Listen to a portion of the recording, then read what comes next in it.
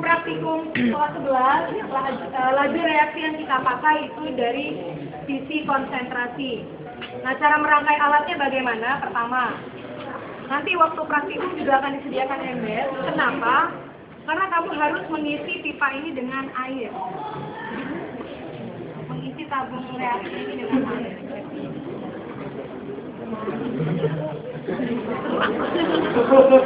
Terang bener ya?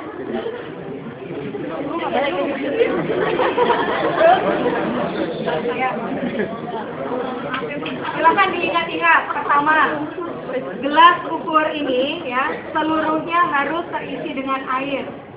Ya, jangan sampai ada gelembung atau tidak sampai ujung. Jadi ingat-ingat pertama seperti ini. Dan jangan lupa, kamu kan kerjanya sendiri. Jadi kalau ini sudah selesai, kamu pinggirkan. Nah, kemudian ini ada tabung pipa, ada tabung reaksi pipa samping. Ujungnya sudah ditutup dengan sumbat. Nah, ini kamu isi dengan HCl. Ya. Dan sekali lagi semua step-stepnya ini ada di LKS. Kamu isi dengan HCl, nanti tersedia ada 1 molar, 2 molar, atau berapapun. Pokoknya konsentrasinya berbeda. Kamu isi dengan HCl dan nanti akan disediakan batuan CaCO3-nya. Ya, batuan kalsium karbonat. Ini hanya diisi oleh HCl. CaCO3-nya jangan kamu masukkan dulu, bawa tersisa HCl dan batunya. Kemudian di sini ada selang, ya. Kamu masukkan selang ini ke dalam gelas ukur ini.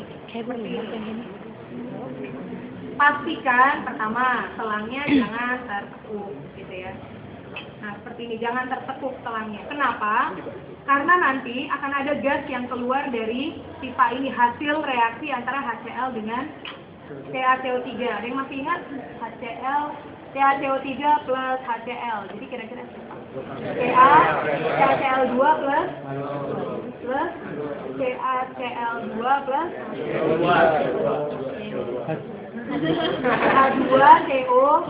Nah, H2CO3 itu kan waktu di kelas 11 itu reaksi yang tidak senyawa yang tidak stabil. Dia bisa jadi apa? CO2 plus. Nah, dengan tahu reaksinya, dengan ada yang dihasilkan CO2, maka itu bisa menjawab hasil dari praktikum ini. Karena, oh pantesan ya ada gelembung yang lepas. Karena tadi di hasil reaksi ada CO2. Nah, jadi kalau misalnya sudah siap seperti ini, di HCl, nanti CaCO3, siapkan stopwatch. Nanti disediakan di sini ada stopwatch ya. Sudah siap semuanya, kamu masukkan CaCO3-nya. Tangan kamu harus cepat ya. Ambil, masukkan, tutup, stopwatch nyalakan. Nah, kapan stopwatch-nya diberhentikan? Nah, ini dia.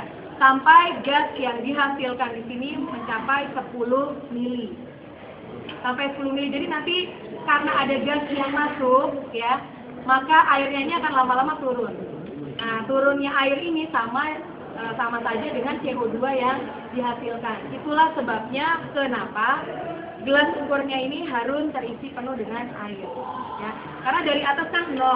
Kalau misalnya dari awal sudah tidak 0, maka kan gas yang dihasilkan ketika sampai 10 kan nggak 10. Ya. Nah, ketika mencapai 10, yaitu airnya turun, stopwatch kamu matikan, baca berapa waktu yang dibutuhkan itu. Itu artinya pereaksian antara HCl dan CaCO3. Jadi yang pertama selesai, kamu buka. Di sini kan tadi ada HCl sama batunya, ya kan? Kamu isi dulu dengan air keran. Isi dengan air keran. HCl kamu buang di ujung. Kenapa? Supaya batunya nggak terbuang ke wastafel. Terus batunya kamu ambil lagi, kamu pisahkan. Ambil lagi HCl-nya dengan konsentrasi yang lain.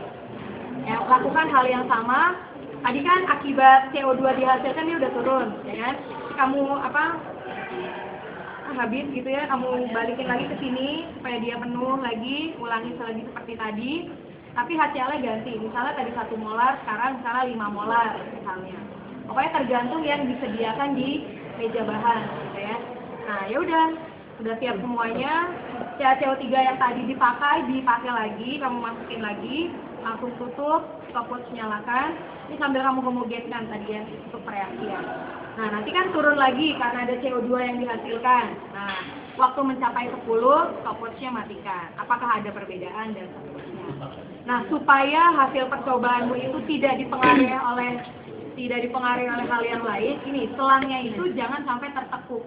Jangan sampai hasil percobaanmu logikanya, yang 5 molar dengan yang 1 molar, CO2-nya lebih banyak dihasilkan yang mana? Ya, 5 molar yang konsentrasinya makin pekat. Tapi ternyata waktu yang dibutuhkan tuh ternyata lebih lama. Ternyata selangnya kejepit misalnya. Nah itu kan berarti kan hal-hal yang harusnya tidak terjadi gitu kan. Jadi pastikan selangnya itu tidak terjepit. Itu untuk laju reaksi. Nah nanti berapa zatnya yang harus diuji ya sesuai LKS-nya. Pokoknya prinsipnya ya namanya ujian, ulangan, tinggal mengulang apa yang sudah diberikan. Nanti perintahnya paling cuma ini ya, simpulkan kegiatan praktikum ini. Jadi langkah-langkahnya dibaca. Sebenarnya dengan LKS yang bagian